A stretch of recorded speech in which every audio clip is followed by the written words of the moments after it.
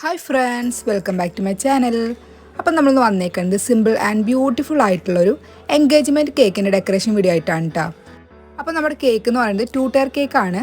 അപ്പം ഓൾറെഡി നമ്മൾ സ്റ്റാക്കൊക്കെ ചെയ്ത് കേക്ക് സെറ്റാക്കിയിട്ടുണ്ട് ഡെക്കറേറ്റ് ചെയ്യാൻ വേണ്ടിയിട്ട്. അപ്പം നമ്മൾ ആദ്യം തന്നെ നമ്മൾ ഡെക്കറേറ്റ് ചെയ്യണത് റെഡ് ക്രീം യൂസ് ചെയ്തിട്ടാണ് കേട്ടോ.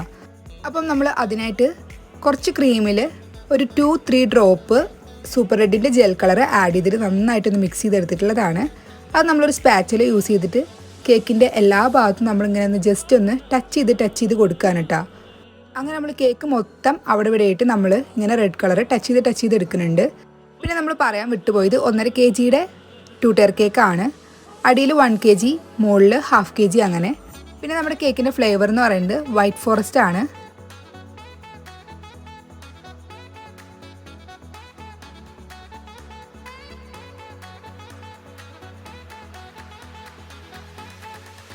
അപ്പോൾ നമ്മൾ കേക്ക് മൊത്തത്തിൽ റെഡ് കളർ ക്രീം കൊണ്ട് ഒന്ന് ടച്ച് ചെയ്തെടുത്തിട്ടുണ്ട്. അതിനുശേഷം നമ്മൾ സ്പാച്ചിൽ യൂസ് ചെയ്തിട്ട് ഇങ്ങനെ കേക്ക് മൊത്തം ഒന്ന് റൗണ്ട് ചെയ്ത് എടുക്കാൻ കേട്ടോ. നമ്മൾ പാലറ്റ് നൈഫ് കൊണ്ട് ഇങ്ങനെ റൗണ്ട് ചെയ്ത് കൊടുക്കണ കാരണം തന്നെ നമുക്ക് കേക്ക് ഫിനിഷ് ചെയ്യണ സമയത്ത് നല്ല പെർഫെക്റ്റ് ആയിട്ട് ഫിനിഷ് ചെയ്യണമെന്നില്ല കേട്ടോ. അപ്പോൾ നമ്മൾ കേക്ക് മൊത്തത്തിൽ ഇങ്ങനെ റൗണ്ട് ചെയ്ത് കൊടുക്കുന്നുണ്ട്. അതുപോലെ തന്നെ നമ്മൾ കേക്കിൻ്റെ ടോപ്പ് ഭാഗത്തും റൗണ്ട് ചെയ്ത് കൊടുക്കുന്നുണ്ട്.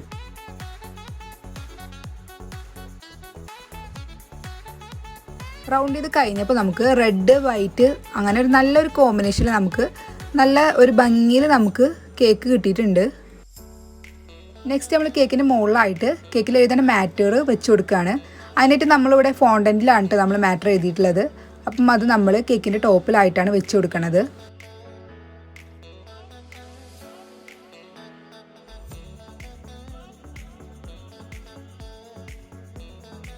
ശേഷം നമ്മൾ വൈറ്റ് കളറിലുള്ള മീഡിയം സൈസിലുള്ള ഷുഗർ ബോൾസ് കേക്കിൻ്റെ അവിടെ ഇവിടെയൊക്കെ ആയിട്ട് നമ്മൾ ഇട്ട് കൊടുക്കാനാണ് കേട്ടോ. അങ്ങനെ കേക്ക് മൊത്തം നമ്മൾ ഇട്ട് കൊടുക്കുന്നുണ്ട്.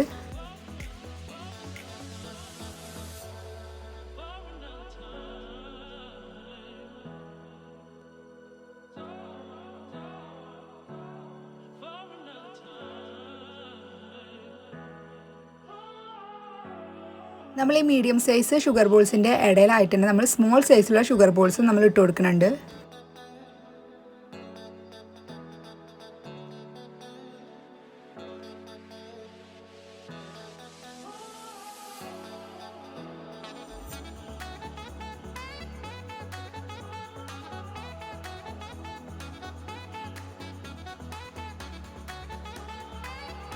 പിന്നെ ഫൈനലായിട്ട് നമ്മൾ 2 ഫ്ലവേഴ്സും കൂടി വെച്ച് കൊടുക്കുകയാണ്.